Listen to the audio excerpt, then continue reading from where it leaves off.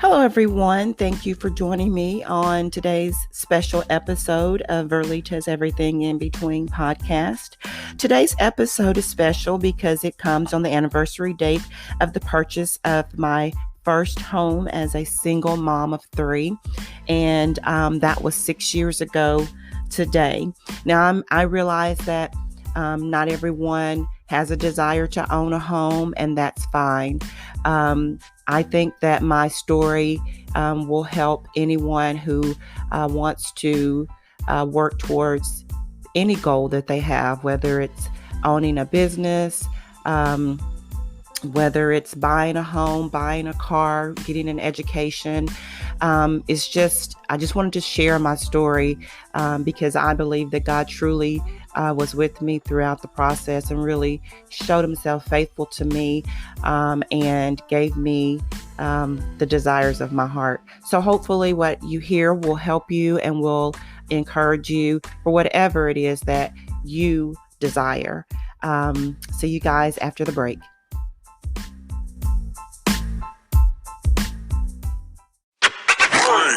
My home that I'm currently in is the second home that I purchased, and the first was as a newlywed, and did that with my husband and went through that process. And of course, if you've ever owned a home, you know that that process can, although it's definitely a blessing, it can be very stressful. And so when you finally find your home and close the deal, it's just a huge relief and a time for celebration, if you ask me.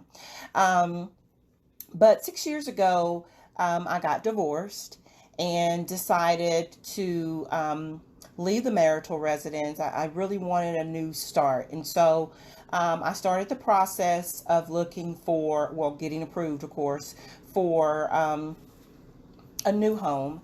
And I went through that process and, of course, got everything completed that I needed to. And then the search financially, and then the search was on. And it took me seriously a year to find the home that I'm in now. And I remember about 2 or 3 months before I actually closed on my home, my realtor, who was absolutely great and very patient with me throughout the year process, you rely on them to kind of give you the homes to kind of to look at. And I remember thinking, well, another way, of course, is to get in your car and just drive around in areas that you think you may want to live, or just to see what's available. And I remember driving by my current house now. I remember driving by, and there was a sign that said "For sale by owner," and I rolled my windows down right there in the street and took pictures, stuck my phone out the window and took pictures and everything. And I just remember thinking, oh, wow, well, this house is, pretty big, and it's for sale by owner. And typically owners always overprice their homes because there's an emotional attachment to the home.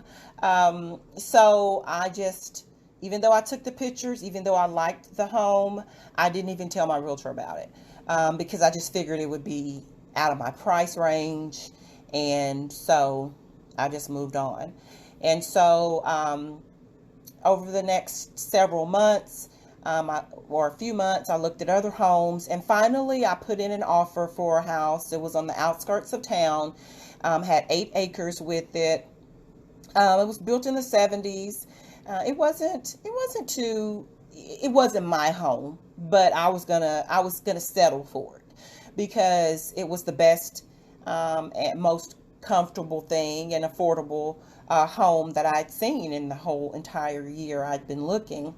And put the offer in and got to the option period, because the inspections had been completed. There were some things that the inspector recommended be repaired, or so we drew up those list of requested repairs, and the homeowner really wasn't willing to make any of those changes, which truly wasn't a deal breaker, but of course, you should ask whether they agree or not. So I did do that.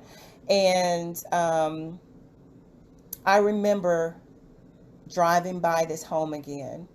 Um, and again, this was during my option period. And I remember um, seeing that now the home was listed with a local agency. And I just thought, why not? I'm just going to tell my realtor and we'll just go take a look at it. And, hey, if you don't try, if you don't look, you'll never know. So sure enough, she called the listed agent and got us in to see the house. And I remember walking through the door, and immediately I loved the home immediately. And of course, one of the things they'll tell you is that, um, you really shouldn't let on to the realtor that you are loving the home, because if you don't have a buyer's rep agreement with them, they are representing the seller. I just remember, okay, it's been a year and she's helped me a great deal, and I already have a contract out there. I'm in the option period. There's no point in me hiding my my joy at this point. It was my home. I knew it was.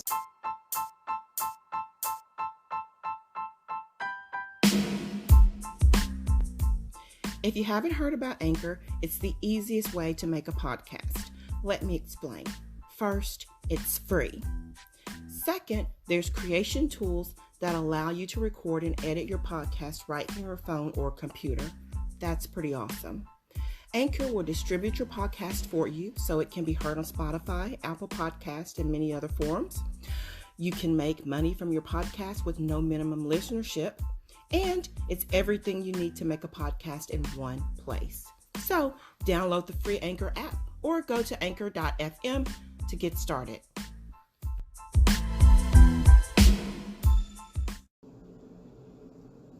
I tell this story because every year I'm just reminded of how faithful God was to me during that time, after looking for a year and feeling like I wasn't going to find what I was looking for. And there at the last minute in my option period for another home, I just finally decided to step out on faith and at least look at the home. A home I had seen 2 months before, had stopped taking pictures of. I liked it so much, but didn't have the faith enough at the time to even ask to see it. And so, skip ahead, we get to closing, and we're all there at the table, and it was just such a stressful time. The entire home buying process, even though it's a huge blessing, it was such a stressful time because I'd never gone through it alone, and I did this time all by myself, looking for homes, making offers, and or making an offer and then opting out. And it just was different. And I just remember thinking and thanking God for seeing me through. And we were there all at the closing. It was myself and my realtor, the seller, who was an elderly man. He was actually a retiree, oil and gas retiree, and he already had a home on the lake. And that's where he loved to be. But he had a girlfriend who didn't like the lake, didn't like living on the lake. So he actually bought the home in town. So when she visited, this is where they would stay. So he really was not, I guess you would say, emotionally invested in the home or attached to the home, if that even makes sense. He, like I said, he had the home he wanted on the lake, but this was just to appease his girlfriend. And once he did that, he made a few changes and improvements and landscaping and added some features to the home, but she didn't like it. She wasn't happy. And so he, during the closing, mentioned, how many tens of thousands of dollars he had put into the home, and, how he kind of was taking a loss. And I remember saying, it wasn't a waste. You did those things for me. You just didn't know it. You did those things for me because even down to the trees he planted, which were magnolia trees. Those are magnolia trees are one of my favorite trees. It just holds special memories from when I was growing up. There was a magnolia tree on the street that we lived on, even though we lived on Live Oak Street. There was a huge magnolia tree that was close by, close proximity, and we would walk as kids, and we would, get the flowers off the tree, and they smell so great. And this home had two magnolia trees that he planted, and again, the flowers that I loved, roses in the front, and the hydrangea bushes in the back, and purple. And I just remember thinking of the scripture that talks about God giving you vineyards that you have not even planted. And it's true. It's true. He did those things thinking he was doing them for one reason. There's no way he would have ever have known that those trees were my favorite trees, and those plants were my favorite plants and my favorite color. And the home, I just loved it. All the improvements he made were perfect for me. Um, and so God showed himself faithful. And I just want everyone to know that God truly wants to give you the desires of your heart. You just have to have the faith. There are things in the natural you have to do. Clearly, you need to make sure, you have the money for a home and the credit for a home and all of that stuff. But beyond that, God truly wants to give you the desires of your heart. So if a home and owning a home is what you want to do, you may not be in position to do it right now, but you can take the steps to get in a better position to purchase a home. And you can believe God for a home that's specific to your needs and your likes, even if you don't build it from the ground up. So again, he will give you vineyards that you have not even planted. So I just thank God, and I always remember I'm going to mark this occasion. I've been here 6 years now. I, love it just as much today as I did then. I'm just as grateful, maybe even more so now today than I was 6 years ago. And we've already made so many memories in this home, and so many life changes have occurred since we've been here. I just remain grateful and thankful to God for the blessing that he bestowed upon me by becoming a homeowner for the second time, but this time as a single mom of three. And so I hope this encourages you guys to step out on faith and believe God for exactly what it is you want, because he can do it. He can do it, and he can do it in ways you don't even imagine. So, and you can't even imagine. So, do your thing, do your thing, dream big, put the work in the natural, with your finances and your savings and your credit and all of that. But just believe God, because he can definitely make your dreams come true.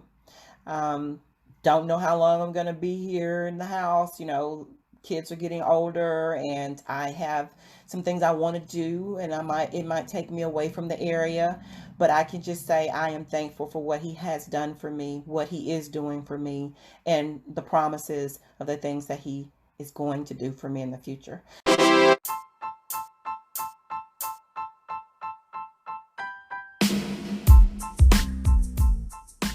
Okay, that's it for today's episode. Thank you guys so much for taking time out of your busy schedule to listen. I am a firm believer in Deuteronomy 6, verse 11, because God definitely allowed it to manifest in my life. So again, trust God, keep the faith, put in the work that you need to do in the natural, and you can have the things that you are believing God for, whether it be a car, a home, a business. It's definitely within your reach. It doesn't matter if you're divorced, a single mom, a minority.